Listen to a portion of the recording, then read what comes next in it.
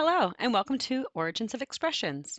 Today on Origins of Expressions, we're going to explore the origins and meanings of the phrases penny pincher, nickel and dime, a dime a dozen. What do they all have in common? They're phrases and idioms around U.S. coins. Let's go ahead and roll right into today's idioms.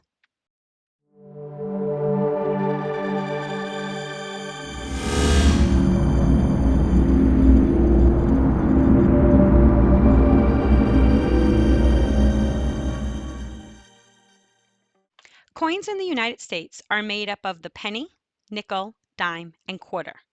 These fundamental pieces of currency have been around for over 200 years. American coins are used for many activities, like playing cards to tossing coins in fountains for good luck. Of course, paying for things. And of course, coming up with phrases and idioms around the coin. Let's go ahead and roll into our first idiom. Penny pincher. A penny pincher is a person who's trying to be frugal and economical with their money. Someone who's looking for sales and cheaper goods. They are trying to hold on to every penny. Ah, a penny pincher, huh? Pennies are the smallest monetary coin in the US. Despite not being worth much, people still value its small worth during hard economic times. The phrase pinch penny has been around since the 1400s. It was used to tell somebody that they were a miser or that they did not like to part with their money. The first written record of penny pinching was in 1600s in Thomas Decker's play Shoemaker's Holiday. It read, "Let wine be plentiful as beer, and beer as water. Hang these penny pinching fathers." The phrase was not used widely until the 1900s. It then popped up in the United States. This was around the time of the Great Depression. Due to the poor economy during that time, many people were working very hard for a small amount of money. Because of the low wages, people had to make their money last. This is when penny pinching or penny pincher became widely used.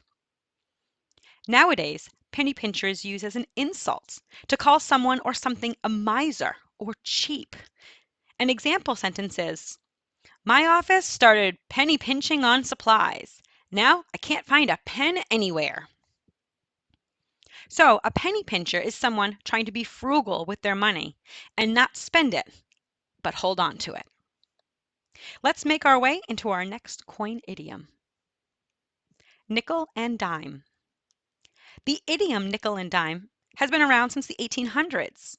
We use the phrase nickel and dime as a verb to say that we're getting continually charged small amounts of money to satisfy a certain situation. Gosh, they're nickel and diming me to death. The nickel is currently the second smallest coin in the US Mint. It is not worth a lot of money, the same as the penny and even the dime. But if you save many of them up, you can get a good value from them. So if you use the phrase, "I'm getting nickeled and dimed," you are saying you have to give little amounts of money over long times, which can add up. An example sentence is, "My cell phone company kept putting small extra charges on my bill. They're going to nickel and dime me till I'm broke." I hope everyone watching has a good cell company that's not nickel and diming you. Let's make our way to our last phrase. A dime a dozen. A dime a dozen has changed its meaning over time. What started out in the 1800s as a sales pitch, where vendors were selling a dozen items for a dime, which was usually eggs and fruit, has changed over time to be used when telling others things are worthless or that the item was abundant. A dime a dozen. Back in the 1800s, when the phrase a dime a dozen first came out, a dime was a good amount of money. As time and inflation has happened, though, we don't see the dime as a significant amount of money anymore. However, back in 1866 in the Galveston Daily News, we see the first print of a dime a dozen for items on sale. It read, "The San Antonio Ledger says the city is well stocked with peaches at a dime a dozen." Looks like they had a bumper crop of peaches that year. Another article in the Northern Miners newspaper in 1931 used a dime a dozen figuratively. similar to the way we would use it today. It read, "Carners," the old-timer said, "is just an overgrown clown. As for the others, Shayoff, Bear, Polio, Risco, Camplo, they're nothing but a dime a dozen fighters." So today we use dime a dozen to express something is almost worthless due to there being an overabundance. An example sentence is, "Those rocks are all over the beach. They're a dime a dozen." Ooh, fun fact. Did you know coins are harder to copy than paper money? It's all because of the rigid edges. When the US created coins from gold and silver, Isaac Newton implemented adding reeded or ridged edges to the coins, not so they couldn't be copied, but instead to stop people from altering or filing off the edges to retrieve some of the precious metals. It just had a great side effect, as also to being hard to copy. Well, those are the coin idioms that I have for you today. I hope you find an opportunity to use them on your friends and family. Before you go, don't forget to subscribe if you haven't yet. It's free and easy. I won't nickel and dime you if you do. It's a one-time click. Last question. Do you know any idioms around coins?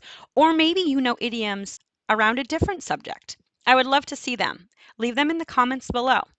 If I use an idiom or idea that you leave in the comments, I'll give you a shout out in that video. Thanks again for watching and subscribing.